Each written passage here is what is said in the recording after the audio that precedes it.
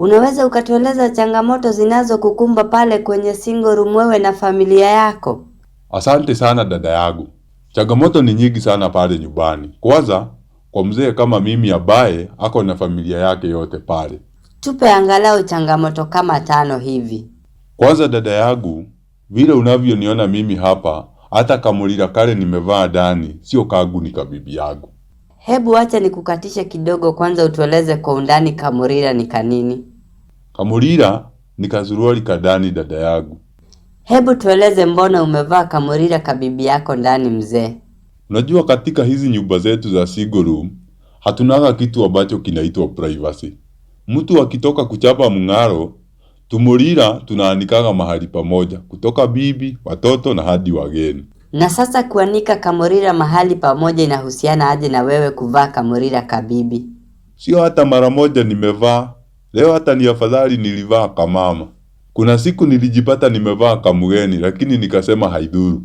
Lakini mbona mzee? Sio mapenzi yangu. Unajua, mimi ni mtu mwenye bidii sana ya kazi. Sasa saa zingine naamuka hata saa 11 napata hakuna stima. Naenda nakula mng'aro. Nikienda mahali pa kuanika tumulira, mimi nachukua nikidhani ni yangu nimechukua. Navaa haraka upesi natoka naenda kazi. Na sasa ukiwa njiani, haujihisi kwamba haujavaa kamurira inayostahili? Sasa umegoga ndipo. Sasa wakati nimetulia kwa matatu najisikiza ndio naanza kuhisi kule ground floor kumefinywa sana, ama pia kwa njia isiyofahamika na hizi mzee yuko nje upande moja. Na hapo ndipo ninajua kwamba leo kiliumana. Na sasa ukienda nyumbani, unajieleza vipi? Sasa hapo inabidi unapambana kimwanaume. Ukiulizwa kama umeona kamulira fulani, wewe pia unasema kuna yako hauoni, na hata unaharibika vibaya zaidi. Na sasa ungewashauri vipi watu ambao wanapitia changamoto kama hizi zako? Ningewashauri tuvumilie tu, iko siku tutapata breakthrough. Na ungependa serikali iwasaidie vipi? Mimi sina jambo lolote naweza omba serikali kwa sasa. Tuachwe tu tupambane na hali yetu, lakini kuna jambo moja tu ningeomba serikali.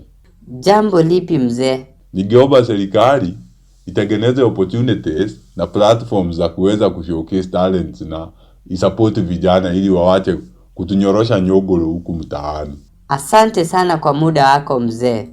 Dada yangu, sijamaliza changamoto tunazopitia, naomba uniwache niendelee tafadhali. Mwiroreri wakwa ngoragwo ngũtambũrĩte ta kĩndũ kĩngĩ. Angĩkorwo ndũsubscribĩte, rĩu nĩ kahinda gaku ga gũsubscribe. Ndagĩka reke ngũhe sekondi 5 nĩgetha naniĩ rĩu thiĩ shughuli.